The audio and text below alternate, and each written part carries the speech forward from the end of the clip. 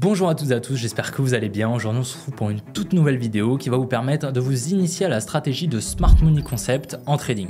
Beaucoup de traders sur les marchés financiers, y compris crypto, se placent sans réellement comprendre qui réalise les mouvements et surtout pourquoi la liquidité est au cœur des analyses. Beaucoup voient la liquidité comme de l'argent à aller récupérer. Certes c'est le cas, mais ce n'est pas réellement l'objectif de cette Smart Money, ce n'est qu'une conséquence. Avant que la vidéo commence, je t'invite réellement à regarder la vidéo en entier afin que tu comprennes réellement ce concept clé. Maintenant que cela est fait, commençons par le commencement, qui est la Smart Money.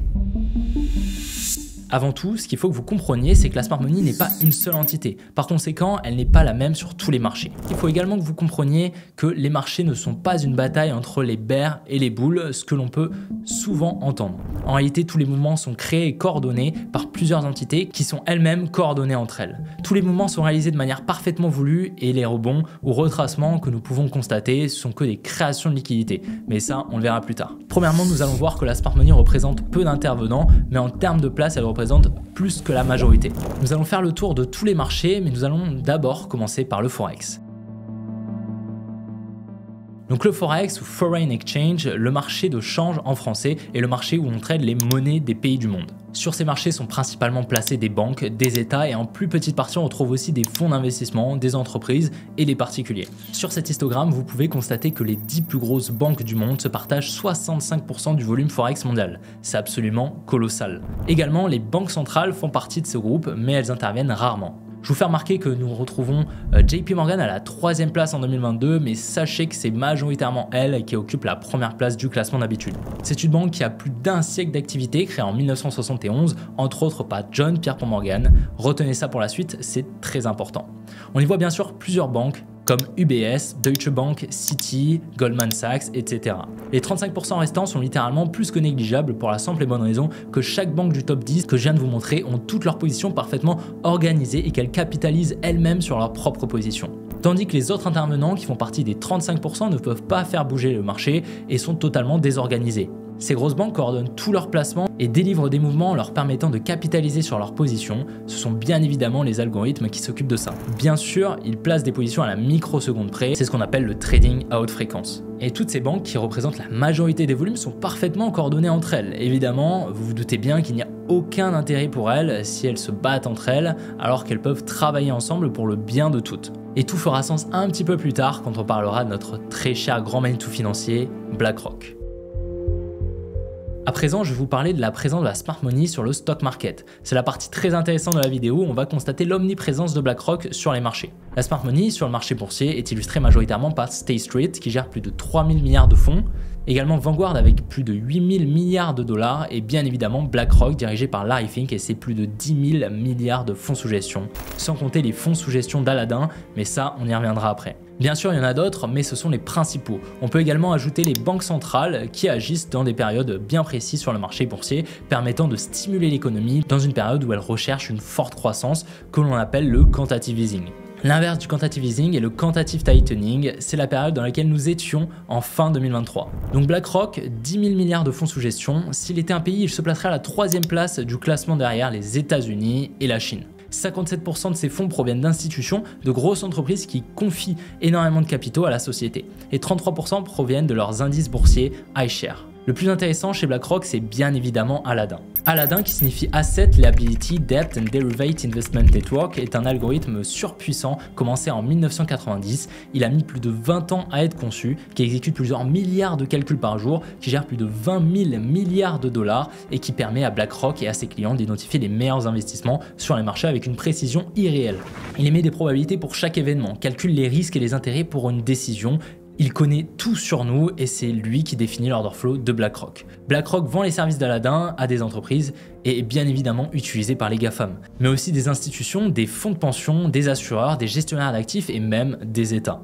Il recueille un nombre de données colossales grâce à des entreprises haut placées, si vous voyez ce que je veux dire. Il va émettre des conclusions grâce à toutes ces datas et il va alors définir le biais de la Smart Money. Si un actif monte ou descend, ce n'est pas un hasard, ça sert bien évidemment des intérêts qui sont derrière. C'est réellement grâce à Aladin que BlackRock en est là aujourd'hui. BlackRock est littéralement omniprésent dans le monde de la finance et on le voit très bien sur ce screen qui représente les 15 plus gros capitaux de BlackRock et à chaque fois il est soit deuxième soit troisième actionnaire majoritaire. Le mois où j'ai émis ces datas c'était Vanguard devant et parfois State Street, mais sachez qu'en général c'est BlackRock qui est premier. La société est actionnaire de plusieurs milliers d'entreprises et comme vous avez pu le voir, JP Morgan est détenu en majorité par Vanguard, BlackRock et State Street, donc ils servent les mêmes intérêts. C'est là que l'on voit clairement que toute la smart money est coordonnée entre elles. Et c'est bien sûr le cas pour les autres banques dont on parlait précédemment. Notez également que l'actionnaire majoritaire de Vanguard est BlackRock et l'actionnaire majoritaire de BlackRock est Vanguard. À chaque fois, State Street les suit de près également, sans compter les grosses banques telles que JP Morgan, Bank of America, etc. Je vous partage également les principaux bénéficiaires du CAC 40, le célèbre indice boursier français, et c'est encore BlackRock qui est en première position devant l'État français et Bernard Arnault. Je pense que vous commencez à comprendre qu'en réalité, tout tourne en rond et tout est relié. À présent, parlons de la smart money sur les cryptos. Ce qu'il faut savoir, c'est que tout comme sur les autres marchés, la smart money représente très peu d'intervenants. Comme vous pouvez le voir, près de 90% des volumes crypto de l'année 2023 est géré par seulement 10 exchanges. Maintenant, tous ces exchanges ne sont pas la smart money. Et c'est beaucoup plus difficile à déterminer sur les cryptos que sur les autres marchés car on a beaucoup moins de données, mais il est quasiment sûr que Aladdin trade également les cryptos et que c'est lui qui calcule toutes les statistiques afin de définir le timing et l'order flow. Il est également probable que Binance et Coinbase utilisent des algorithmes, mais jusqu'à présent, je n'ai rien trouvé à ce sujet. Depuis l'acceptation des ETF, il est fortement probable que BlackRock, State Street, Vanguard et Citadel par exemple soient présents sur les cryptos, mais attention, il ne faut absolument pas confondre investissement et asset under management des ETF. En effet, il y a des applications web comme CoinGlass qui nous permettent de voir les inflows et outflows de chaque ETF, en somme la quantité d'achat et de vente pour chaque ETF pour Bitcoin et Ethereum. Mais beaucoup pensent que s'il y a des inflows positifs sur les ETF, cela veut forcément dire que c'est la smart money qui achète, alors que c'est pas du tout le cas. Un ETF est simplement un fonds coté répliquant la valeur d'un ou plusieurs actifs. Et pour répliquer cette valeur, il y a l'émetteur de l'ETF qui va se charger de garder un équivalent entre la net asset value, c'est-à-dire la valeur nette des actifs dans le fonds coté, et la valeur de l'ETF. Pour ce faire, l'émetteur de l'ETF, étant iShares, une société de BlackRock, se charge de garder la net asset value égale à l'ETF EBIT. Donc la société doit acheter des bitcoins, mais uniquement car un intervenant a acheté une part de l'ETF. Donc ce n'est pas BlackRock qui achète du bitcoin pensant qu'il va aller plus haut, mais c'est des retail, des professionnels, des institutions, des fonds d'investissement et autres structures qui investissent dans bitcoin via les ETF. Mais ces entités ne sont pas forcément la smart money. J'irais même jusqu'à dire que les inflows des ETF nous montrent bien le placement de la dumb money des grosses institutions ne faisant pas partie de la smart money qui passent par EBIT par exemple pour investir dans bitcoin, mais qui ne sont pas forcément rentables.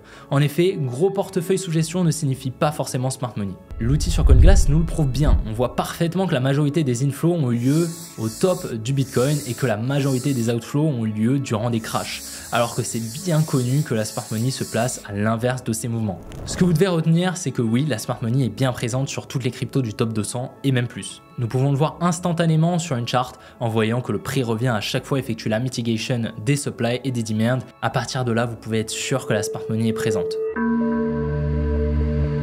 Maintenant, pourquoi les smart money concepts reposent en grande partie sur la liquidité? Comme on l'a vu précédemment, la smart money sur les marchés est énorme et représente une grosse partie des volumes injectés. Mais comme vous le savez sûrement, les marchés financiers sont un jeu à somme nulle. Pour un acheteur, il vous faut un vendeur en face. Mais comment faire pour des banques comme JP Morgan ou des fonds d'investissement comme BlackRock pour placer des dizaines de milliards d'ordres alors qu'en contrepartie, il n'y en a pas assez? Ces institutions voulant injecter des ordres dans le sens de leur order flow afin de pousser le prix dans la direction voulue ont donc des problèmes de liquidité.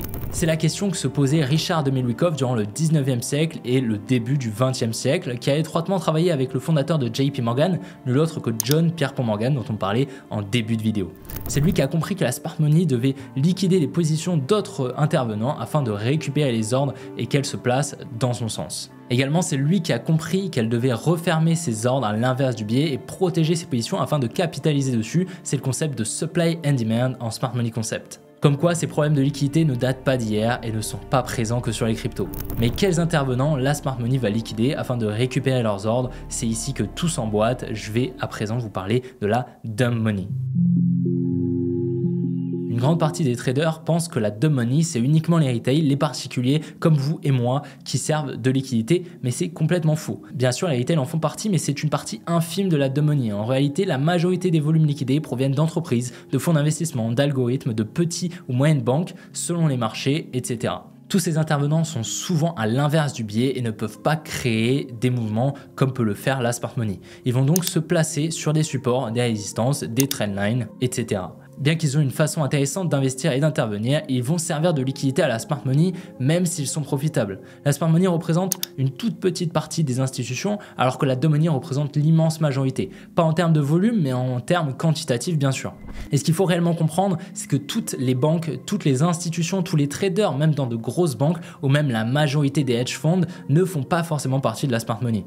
Je vous montre un petit exemple, je vais vous faire dérouler quelques performances de fonds d'investissement qui gèrent littéralement des dizaines de millions, voire même des milliards et qui ont des performances négatives allant jusqu'à moins 50% par an parfois. Il faut également savoir que la dumb money n'est pas seulement des intervenants non rentables, ils peuvent l'être, mais ils servent quand même de liquidité à la smart money.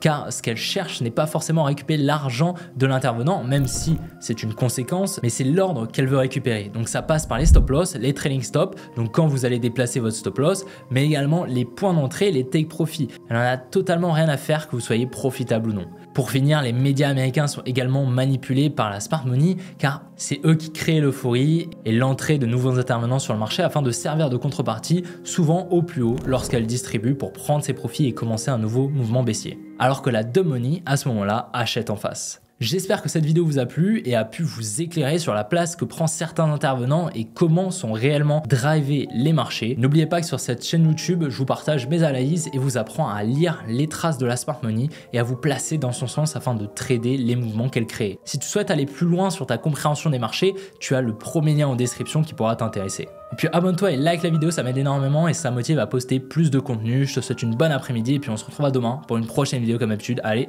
ciao les gars!